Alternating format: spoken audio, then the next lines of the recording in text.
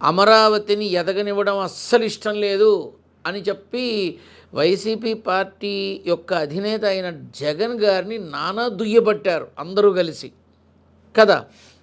మరి ఇప్పుడు ఈ ఇళ్ల పట్టాలు తీసుకున్న 50,000 మంది ఎప్పుడు బయటకు వస్తారు, ఎప్పుడు పాదయాత్ర చేస్తారు, ఎప్పుడు ప్రభుత్వం మీద యుద్ధం ప్రకటిస్తారు, ఎప్పుడు వాళ్ళకి జరిగిన అన్యాయాన్ని రాష్ట్రం మొత్తం చూసేలా నడుం బిగిస్తారు అని ఎదురు చూస్తున్నా.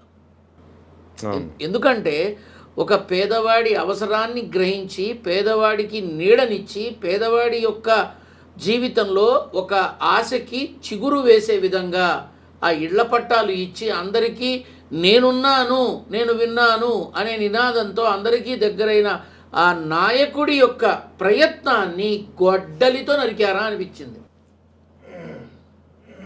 అంటే ఇక్కడ విషయం ఏంటంటే పేదలకి ఇచ్చిన ఇళ్ల పట్టాలని రద్దు చేయడం అంటే దేనికోసం, ఎవరి కోసం? ఇప్పుడు బాహ్య ప్రపంచంలో జనాలు ఏమనుకుంటారు, వాళ్ళకి కట్టబెట్టి వాళ్ళకి లీజులకి ఇవ్వడానికి వాళ్ళకి అమ్ముకోవడానికే ఈ పని చేశారు అనుకుంటారు సహజంగా రాష్ట్ర ప్రజలంతా కూడా. అయితే ఈ ఇళ్ల పట్టాలు రద్దు చేసే ముందు ఆ 50,000 మందికి ఏం న్యాయం చేశారు ప్రభుత్వం తరపున? ప్రభుత్వం తరపున ఏం న్యాయం జరిగింది? డబ్బు ఇచ్చారా, స్థలం ఇచ్చారా, ఇంకేదన్నా అవకాశం కల్పించారా?